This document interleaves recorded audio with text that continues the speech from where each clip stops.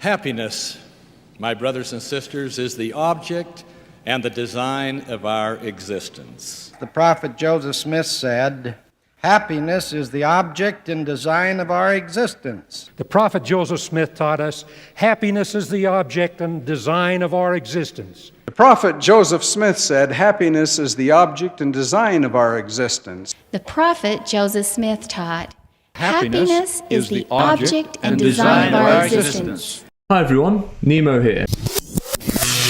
What you've just heard is the opening of a letter which Joseph Smith sent in 1842 to the 19-year-old Nancy Rigdon.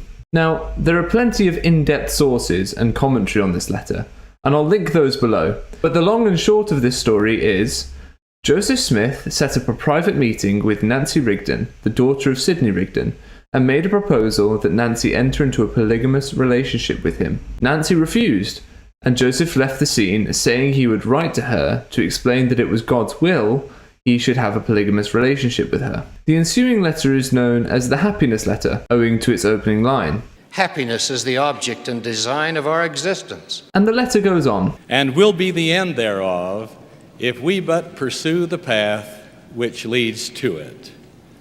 And that path is virtue, uprightness, faithfulness, holiness, and keeping all of the commandments of God.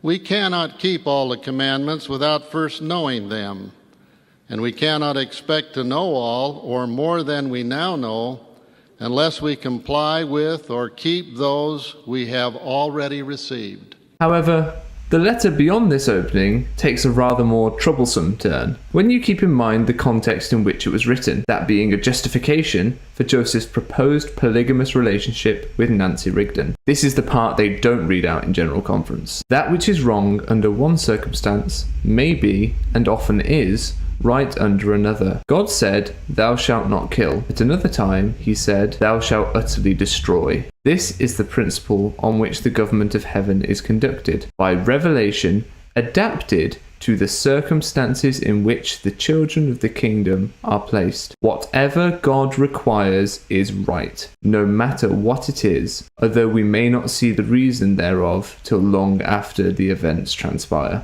Whatever God requires is right, no matter what it is.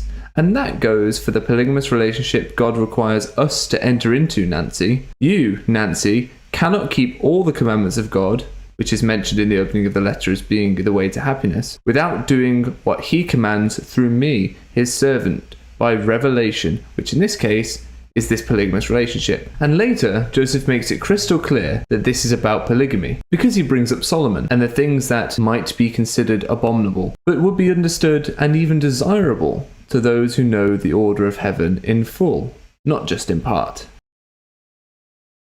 I won't go into the letter any further, but I urge you to check out the wonderful resources in the description for further reading. The full text of the letter is down there also, so you can read through it yourself. But one thing is certain.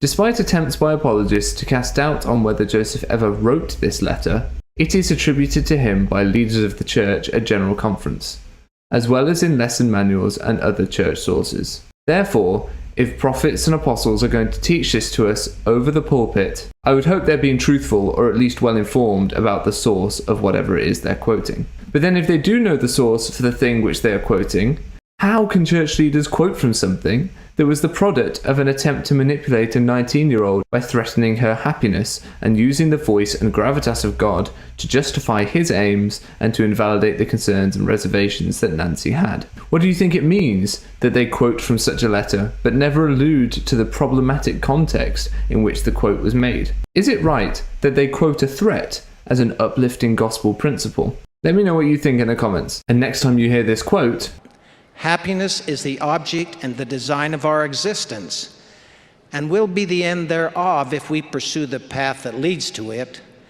And this path is virtue, uprightness, faithfulness, holiness, and keeping all the commandments of God.